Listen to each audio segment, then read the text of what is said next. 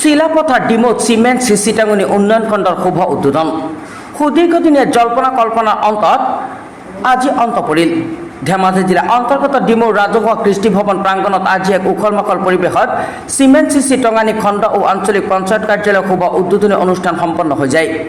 ডিমৌ সিমেন্টমুখ নামনি সিসি টঙানী, মধ্য সিসি টঙানী, উজনি সিসি টঙানী, কোলাজান বুঢ়ীখুটি মুখিয়াৰ আকাশজান সিমেন্ট চাপৰি, চমকং চেঙাজান মিছামৰা, ডেকাপাম আদি কৰি 13খন গাঁও পঞ্চায়তক লৈ গঠিত হোৱা সিমেন্ট সিসি টঙানী খণ্ড ও আঞ্চলিক পঞ্চায়ত কাৰ্যালয়ৰ আজি পবিত্ৰ শুভ উদ্বোধনী অনুষ্ঠান সম্পন্ন কৰা হয়।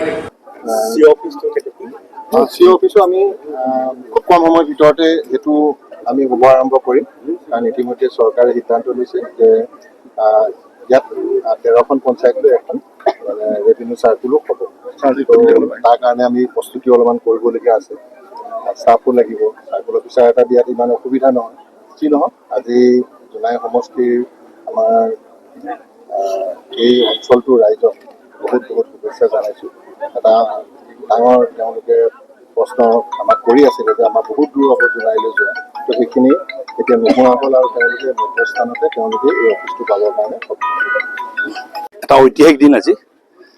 জোনাই আগতে আপোনাৰ 24খন গাঁও পঞ্চায়তক লৈ আপোনাৰ চলি আছিলে এটা ব্লক বুলি।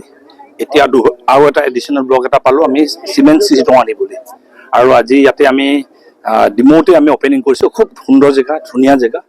আৰু আজি চাবলৈ গ'লে 13খন গাঁও পঞ্চায়তক লৈ আমি ইয়াতে অপেনিং কৰিছোঁ, শুভ আৰম্ভণি কৰিলোঁ। আৰু ৰাইজ উৎফুল্লিত, আৰু আজি হিলদল ভাঙি ৰাইজ ওলাই আহিছে। আৰু অসম চৰকাৰ মাননীয় মুখ্যমন্ত্ৰী ডক্টৰ হিমন্ত বিশ্ব শৰ্মা ডাঙৰীয়াক ধন্যবাদ জ্ঞাপন কৰিছোঁ। আৰু আমাৰ পঞ্চায়তী ৰাজ মন্ত্ৰী আমাৰ ৰঞ্জিত দাসো ধন্যবাদ জ্ঞাপন কৰিছোঁ। আৰু সাংসদ ডাঙৰীয়াও লাগি মেলি এই কামটো কৰি দিয়াৰ কাৰণে সাংসদ ডাঙৰীয়াক আজি ধন্যবাদ জ্ঞাপন কৰিছোঁ। আৰু ৰাইজৰ আজি সেৱাৰ কাৰণে আজি নতুন ব্লক অফিচটো আমি আজি মুকলি কৰি দিছোঁ।